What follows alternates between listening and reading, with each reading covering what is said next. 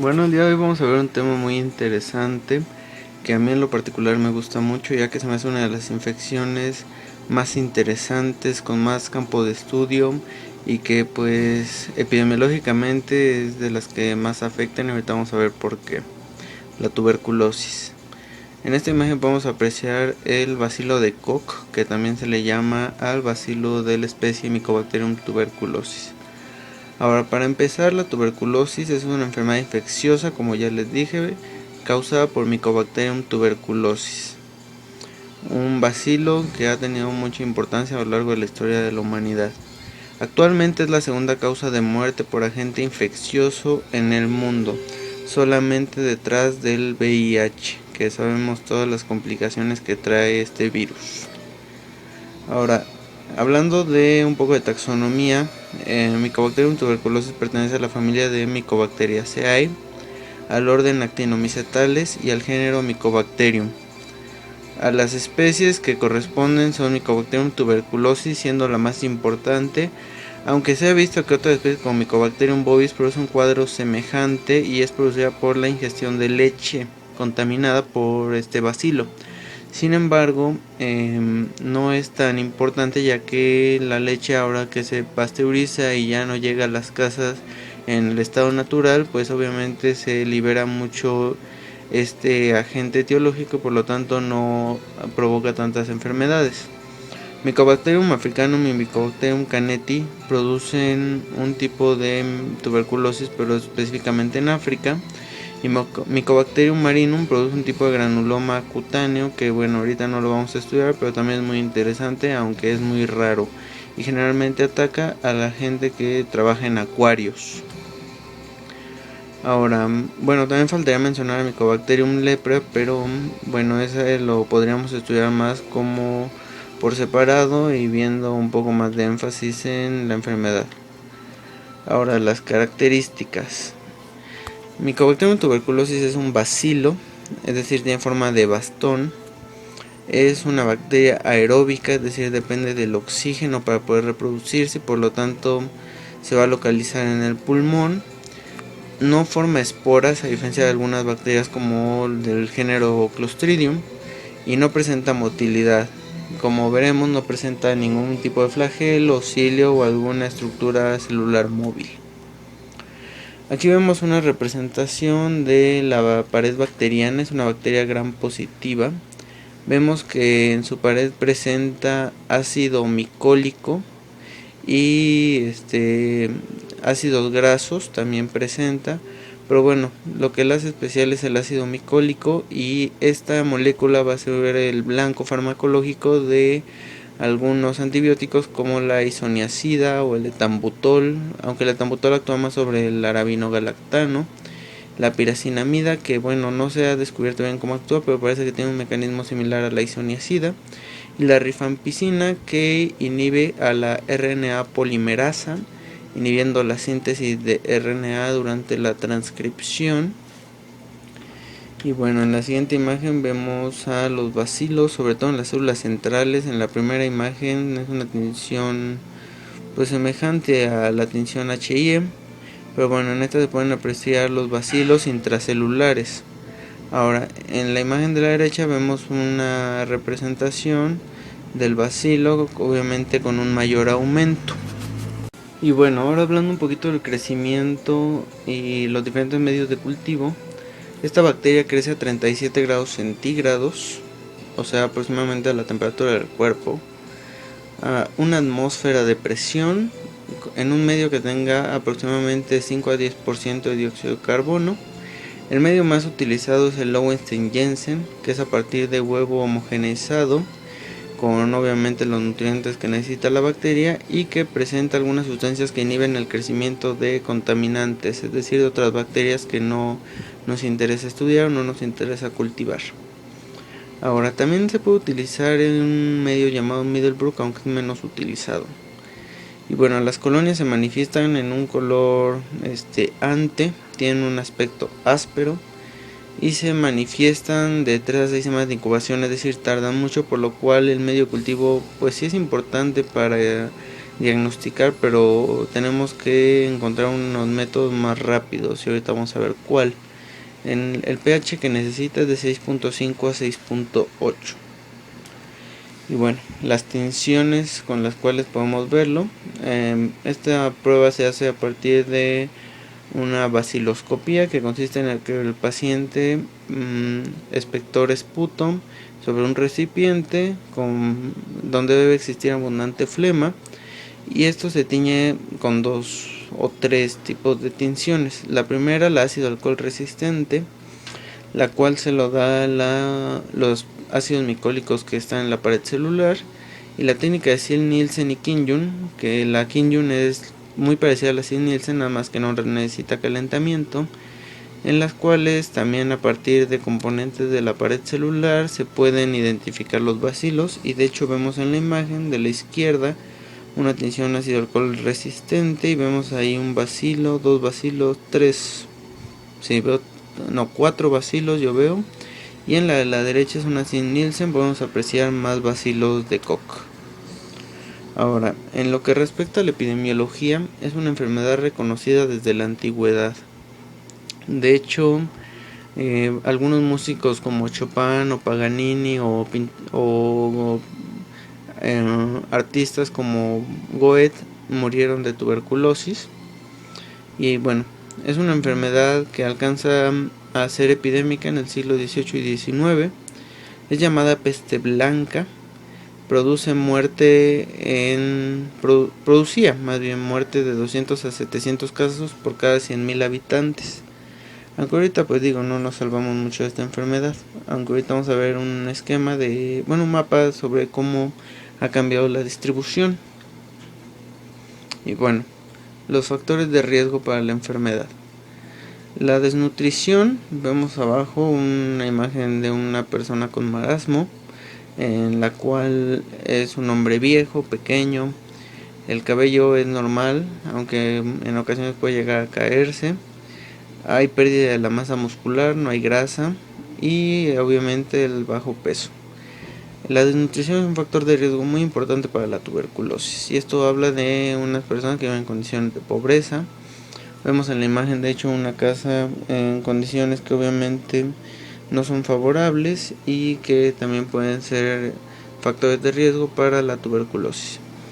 Y bueno, a la derecha vemos un hacinamiento que podría ser desde una cárcel hasta un albergue, donde también son sitios de foco para la tuberculosis.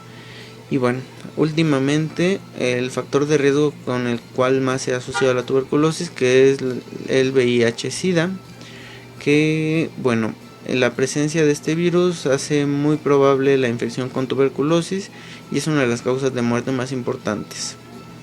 Y bueno, obviamente hay más factores de riesgo, cosas que podrían provocar inmunosupresión, como el alcohol o las drogas también podrían causar inmunosupresión, alguna enfermedad por inmunodeficiencia, ya sea primaria o secundaria, también son factores de riesgo para la enfermedad.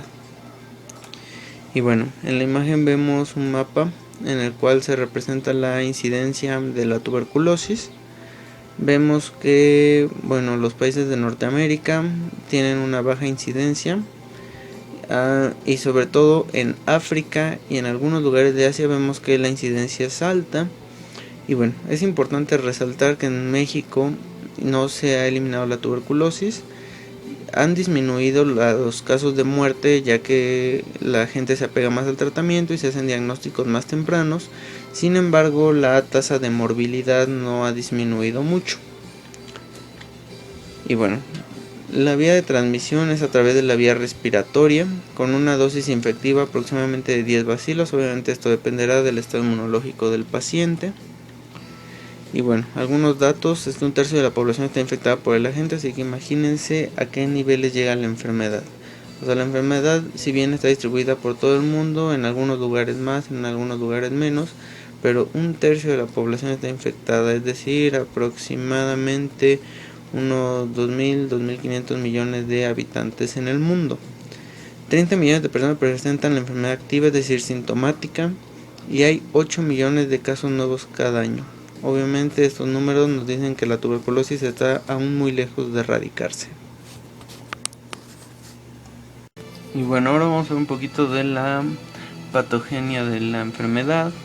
Vemos en la imagen como les indicaba, la bacteria se mete principalmente por la vía respiratoria, pasa por todo el tracto respiratorio superior, nariz, faringe, laringe, tráquea. Después sigue bajando a través de los bronquios principales, los bronquios lobares, los bronquios segmentarios hasta llegar a los bronquiolos respiratorios y bueno, terminan en los alvéolos pulmonares, donde aquí es donde va a empezar lo interesante, ya que obviamente los macrófagos los detectan, ¿ok?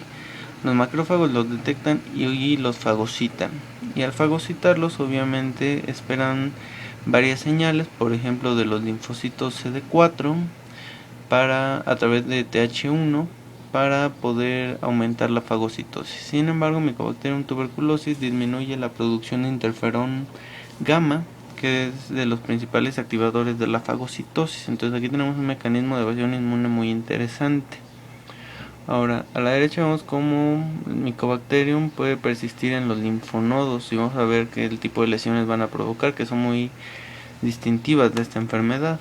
Ahora, en esta imagen vamos a ver un poquito más a fondo de lo que les decía, que Mycobacterium tuberculosis va a sobrevivir a la fagocitosis por medio de la inhibición de formación del fagolisosoma. Si se recordarán las clases de inmunología, el fagosoma, que es la vesícula en la cual se mantiene Mycobacterium en lo que espera la fagocitosis, se tiene que fusionar con el lisosoma para producir un fagolisosoma. Sin embargo, Mycobacterium evita esta formación del fagolisosoma y a la vez inhibe la formación de las especies reactivas de oxígeno, que son normalmente el camino por el cual se destruyen las bacterias en el interior del macrófago. Ahora, muchas veces cuando la bacteria persiste mucho tiempo, empiezan a producirse muchos macrófagos y empiezan a fusionarse formando las células de Langhans, que junto a las células epiteloides, que son macrófagos activados, y junto a un collar circundante de linfocitos van a formar un granuloma, que digamos va a aislar a la bacteria y bueno, este es el medio favorito de la bacteria para vivir. Aquí en esta imagen podemos ver los infiltrados pulmonares, sobre todo en el lóbulo medio y en el inferior, que es normalmente durante la tuberculosis primaria, es decir, cuando el huésped entra en contacto con el agente. Ahora, en esta imagen podemos apreciar las lesiones en los linfonodos que les decía, que son los complejos de Ghon, que son linfonodos calcificados que entraron en un proceso de fibrosis y por lo tanto también aíslan en parte a la bacteria. Ahora, en lo que respecta a cómo se va a desarrollar la enfermedad o qué manifestaciones clínicas van a provocar, es importante resaltar que aproximadamente el 90% de los casos de tuberculosis es asintomático y solamente el 10% es sintomático, en los cuales el 5% va a tener manifestaciones primarias, que ahorita vamos a ver que también se llama tuberculosis primaria, y el otro 5 a 10% presentan una reactivación que normalmente es más letal y potente. Y bueno, para empezar a ver la enfermedad con sintomatología, empezamos por la tuberculosis primaria, que quedamos que son aproximadamente el 5% de los pacientes, que generalmente es asintomática o se puede presentar con fiebre y malestar general, lo cual se podría confundir fácilmente con un cuadro prodrómico. Ahora, en la radiografía pueden apreciar infiltraciones en los lóbulos medio e inferior y ganglios linfáticos aumentados con algo de infiltración, como les enseñé en la imagen creo que pasada. Y bueno, esta tuberculosis primaria no es letal y muchas veces pasa inadvertida. Lo que ahora sí el paciente teme es cuando se reactiva la tuberculosis, que es en el 10% aproximadamente. Y esto pasa generalmente después de los 50 años o cuando el paciente tiene VIH o empieza la desnutrición o está por periodos de estrés o algún tipo de proceso que, como vimos en los factores de riesgo, puede desencadenar otra vez la tuberculosis. Y bueno, el síntoma universal es la tos, que generalmente empieza como seca, después productiva y después hemoptisis. La seca es cuando el tejido apenas empieza a irritarse. La productiva es cuando empieza a haber ya material de tejido muerto, generalmente neutrófilos, que se acuerdan que cuando fagocitaban pues se producía la pus o la flema. Y bueno, la hemoptisis, que es cuando ya alcanza un vaso sanguíneo y empieza un proceso más grave porque puede diseminarse la tuberculosis. Ahora, aparte de la tos, el paciente puede presentar fiebre, malestar general, se siente cansado todo el tiempo, tiene diaforesis, es decir, suda mucho, generalmente de noche, y la fiebre también generalmente se presenta de noche, y es importante la pérdida de peso. Un paciente con estos síntomas hay que empezar a sospechar en tuberculosis. Ahora, se pueden ver infiltrados, pero ahora en vez de los lóbulos medios e inferior, se pueden ver infiltrados en los vértices superiores, ¿ok? Se pueden apreciar cavernas, es decir, ya tejido muerto, que en la radiografía se aprecian como cavernas. Y bueno, este tipo de reactivación de tuberculosis en 2 a 5 años sin tratamiento produciría la muerte. Y bueno, en esta imagen ahora una radiografía otra vez. Esta ya sería una reactivación por tuberculosis. Vemos en el pulmón derecho, en el lóbulo superior o en la parte apical del pulmón, que se ven infiltraciones, lo cual nos muestra que ya es una tuberculosis más avanzada. En esta todavía es más avanzada, se alcanza a ver más infiltraciones. El pulmón derecho ya está bastante dañado. Y bueno, en esta se alcanzan a ver incluso tuberculomas, que son ya granulomas bastante grandes, que bueno, en poco tiempo producirían la muerte por una insuficiencia respiratoria. Ahora, otros sitios donde puede existir tuberculosis es en riñones, en hueso, en ganglios linfáticos, en cerebro, en meninges, en médula ósea, en intestino, en piel. Y obviamente dependiendo del órgano donde se aloje van a ser diferentes síntomas que refiere el paciente. Y bueno, la tuberculosis miliar o diseminada, que en poco tiempo produciría la muerte. Ahora, para diagnosticarla, tenemos a la prueba de la tuberculina, la PPD, que mide la hipersensibilidad retardada. Recuerden que es la hipersensibilidad tipo 4, la que está mediada por los linfocitos Th1, que bueno, es cuando ya empiezan a formarse los granulomas. Y bueno, se emplean 5 unidades de tuberculina, que ya es una medida específica internacional, que es la potencia intermedia. Se pueden usar potencias inferiores en caso de que sea una tuberculosis muy agresiva o haya tuberculosis cutánea. Ahora, la inyección se hace intradérmica, es decir, el ángulo debe ser 15 a 20 grados, que bueno, se interpreta 48 a 72 horas después. Pero ¿cómo la vamos a interpretar? Debe haber una zona de induración de 5 a 10 milímetros o más con eritema. La prueba positiva indica que el individuo ya estuvo en contacto alguna vez con el bacilo de Koch o con alguna micobacteria. No necesariamente necesita ser Mycobacterium tuberculosis, lo cual es una prueba totalmente específica. Y bueno, el individuo puede tener la infección y también puede haber una respuesta de PPD negativa, en casos sobre todo con diseminación grave o en un tratamiento con esteroides o con fármacos inmunosupresores como los del que se usan para el VIH, ¿no? Y bueno, aquí vamos a ver una representación de cómo se hace la prueba. Vemos cómo el médico coloca la aguja en aproximadamente 10, 15, 20 grados, no más. Y bueno, deposita las 5 unidades de tuberculina. Y bueno, tienes que esperar 48 a 72 horas después. Y si obtienes un resultado así, que vemos aquí que la induración ya mide 2 centímetros, es decir, más de los 5 a 10 milímetros que nos da la referencia, entonces ya podemos decir que es prueba PPD positiva, es decir, el paciente ya estuvo en contacto con alguna micobacteria. Sin embargo, el estudio ideal es el que se hace con la baciloscopía, que es obteniendo una bastante cantidad de esputo. Y bueno, ese esputo se tiñe con la tinción ácido alcohol resistente o Cocci-Nielsen. Y bueno, se podrían apreciar los bacilos como al inicio de la presentación. Y bueno, el 65% de las pruebas de esputo de pacientes con tuberculosis producen frotis positivos. También se pueden hacer lavados bronquiales por si no se puede obtener una buena cantidad de esputo. Y bueno, orina aunque no es tan fidedigno. Y bueno, como siempre se pueden hacer PCRs, sin embargo no en todos los lugares se disponen con esta prueba. Y bueno, en lo que respecta al tratamiento, tenemos 4 antibióticos de primera elección. No se usan penicilina ni algunos otros antibióticos de uso convencional, ya que Mycobacterium tuberculosis no es susceptible.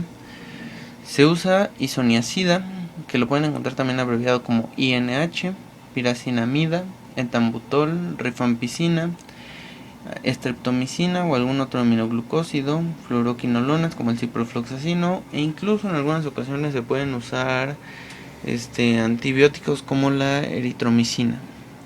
Y bueno, la isoniazida actúa sobre la síntesis de ácido micólico inhibiéndolo, es decir, inhibiendo la síntesis de pared celular.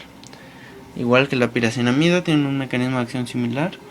El etambutol, que actúa sobre la síntesis de arabinogalactano, otro de los componentes de la pared celular. La rifampicina, que actúa sobre la inhibición de la RNA polimerasa. La streptomicina, que es un aminoglucósido y que va a actuar inhibiendo a la subunidad 30S de los ribosomas y así la síntesis de proteínas. Y las fluoroquinolonas como el ciprofloxacino, que actúa inhibiendo la DNA girasa. Y bueno, el tratamiento debe ser mínimo durante 6 meses. Imagínense cuánto tiempo se tarda en erradicar la tuberculosis de un paciente.